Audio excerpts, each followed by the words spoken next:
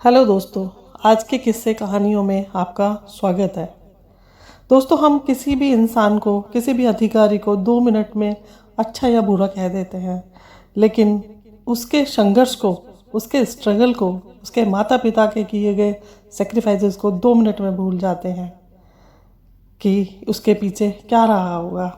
चलिए इसी सिलसिले को जारी रखते हुए मैं आपको आज कहानी सुनाती हूँ। ये कहानी है बिहार के एक लड़के की जिसका नाम राजू था। बहुत ही गरीब परिवार का लड़का था और बचपन से ही पढ़ाई में बहुत इंटेलिजेंट था। वह अपने मम्मी पापा की एक आखिरी उम्मीद था। राजू के दादा ने भी अपने समय में बहुत सारा कर्जा लिया था और उसके पिताजी को वो पूरा जिंदगी वो कर्जा उतारने में लग गई। उनके पास बहुत ज़्यादा तो कुछ था नहीं, सिर्फ एक छोटी सी ज़मीन थी जिससे उनका गुजारा मुश्किल से चल पा रहा था।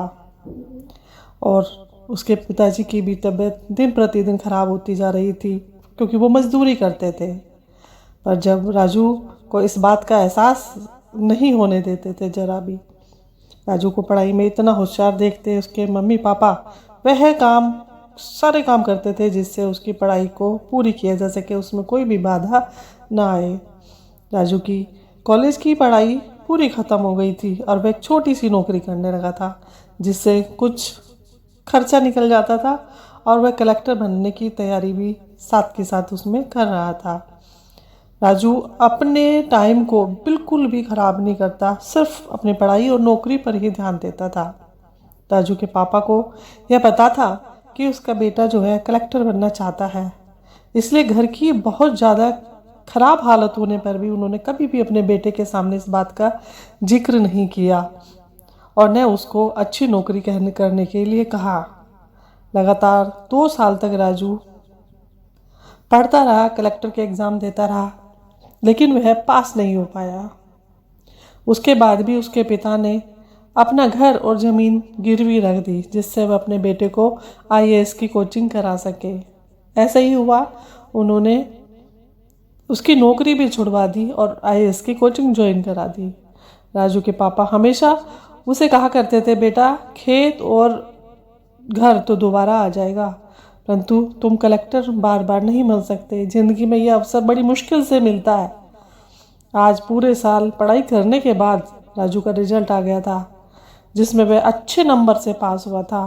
उसके पिता से ज़्यादा कोई खुश नहीं होगा, ऐसा लग रहा था जैसे राजू का सपना पूरा हुआ, पर भगवान को तो कुछ और ही मंजूर था। राजू का कल इंटरव्यू था और सुबह के समय पापा की तबीयत खराब थी। राजू के पापा उसकी माँ से बार बार कह रहे थे कि राजू को मत बताना, उसको बिल्कुल मत बताना। और उसी दिन रात को उनकी डेथ हो गई। एक माँ जिसकी गोद में उसका पति गुजर गया था, वह दर्द को भुलाकर अपने बेटे की जिंदगी के बारे में सोच रही थी। उसकी माँ ने पड़ोसियों तक को भी एहसास नहीं होने दिया कि उसके पति अब नहीं रहे और पूरी रात धीरे धीरे रोती रही जिससे किसी को बाहर आवाज़ भी ना जा सके। सुबह दिन निकला और राजू इंटरव्यू देने के लिए जाने लगा तो उसने माँ और पापा को आशीर्वाद लेने के लिए कॉल की।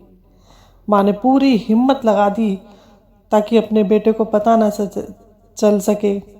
पूरा सच उसने इस तरह से छिपा दिया और उसे आशीर्वाद दिया। तब उसने अपने पापा से बात करने को कहा तो उसकी मम्मी ने कहा कि पापा अब तभी बात करेंगे जब तुम कलेक्टर बन जाओगे, वे कलेक्टर से बात करेंगे। इतना कह के माँ ने फ़ोन रख दिया। राजू का जब इंटरव्यू हो गया तब उसे बताया गया कि उसके पिता की बहुत तबीयत खराब है, वह तुरंत घर आ जाए। राजू को एक पल भी नहीं लगा, वो समझ गया था कि क्या हुआ है। राजू जब घर पहुंचा तो उसके पैरों में गिरकर अपने पिताजी के बहुत रोया, बहुत रोने लगा। पापा उठो उठो, देखो मैं कलेक्टर बन गया, उठो पापा उठो। आज उसके पिता को वह खुशी मिली थी जिनका वह वर्षों से इंतजार कर रहे थे, आज वो इस दुनिया में नहीं थे। भगवान राजू के पिता की जिंदगी में सुख लिखना शायद भूल ही गए थे। पहले वे अपने पिताजी का कर्ज उतारते रहे और बाद में मजदूरी करते रहे। अपने बेटे को सपना पूरा करने के लिए उन्होंने घर और ज़मीन तक भी गिरवी रख दी थी। वह जिंदगी में कर्ज लेकर आए थे और कर्ज ही लेकर चले गए। राजू के पिता को भले ही जिंदगी में कुछ ना मिला हो, पर वह अपने लड़के को इस काबिल बना कर गए कि उसकी 7 पुश्तें भी बैठकर खा सकती हैं। राजू की माँ ने उस रात जो किया उसको करने के लिए बहुत जज्बे और बहुत हिम्मत की ज़रूरत होती है।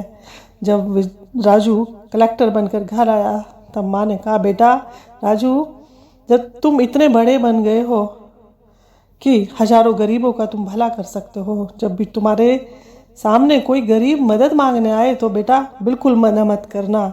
मैं तुम्हारे बराबर पढ़ी लिखी और इतनी समझदार तो नहीं हूँ, पर मैं इतना ज़रूर जानती हूँ कि गरीब आदमी की बहुत मजबूरी होती है। तुम कभी भी किसी का बुरा मत करना बेटा, कभी किसी का दिल नहीं दुखाना। दोस्तों, इस कहानी से देखो हमें यही शिक्षा मिलती है कि वक्त ज़रूर बदल जाता है। जब हम मेहनत करते हैं, कठिन परिश्रम करते हैं, हमारा वक्त ज़रूर बदलता है, पर जो हमारे माँ बाप के किए गए एहसान है, उनके जो सेक्रीफाइसेस उन्होंने की हैं जीवन में, उसको हमें कभी भी नहीं भूलना चाहिए और हमेशा अपने सही रास्ते पर ही चलते रहना चाहिए। थैंक यू दोस्तों, ये कहानी आपको कैसी लगी हमें ज़रूर बताइएगा और प्लीज़ लाइक और सब्सक्राइब करना ना भूलें। Thank you very much.